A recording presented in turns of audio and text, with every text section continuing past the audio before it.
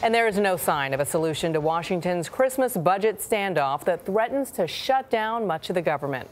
President Trump is standing firm, but he doesn't seem to have enough Republicans standing with him. The White House and Congress have until midnight on Friday to agree on funding for the president's proposed border wall, which Democrats oppose. Republican lawmakers say they're in the dark about a plan to avoid a weekend shutdown. Major Garrett is at the White House. Hey, Major, what is the administration's strategy? Well, look, Washington knows that government shutdowns, even partial ones, are inefficient, costly, and politically hazardous.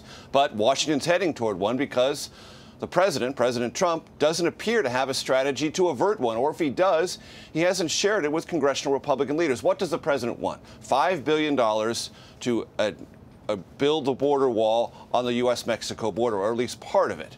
But there's not enough votes in the House Republican caucus to do that. That diminishes the president's leverage. He can't get it passed in the Republican-led House or Senate.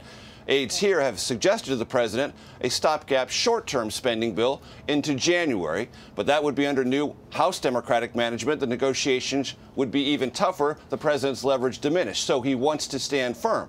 But without the votes, he doesn't have many plausible political or strategic alternatives.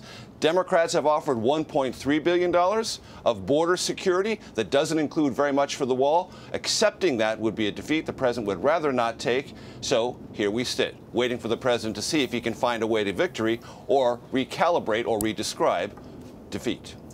So, Major, the president has an acting chief of staff, Mick Mulvaney, who was once a conservative member of Congress, used to play footsie with the idea of shutdowns when he was there. So what's his role here in this drama? Well, he is leading the talks to try to avert a government shutdown, but also prepare the government in case there is one and partial government funding expires midnight Friday. He's also shadowing Chief of Staff John Kelly. Why? In preparation to become the full Chief of Staff January 2nd. Excuse me, John. Thank you, Major.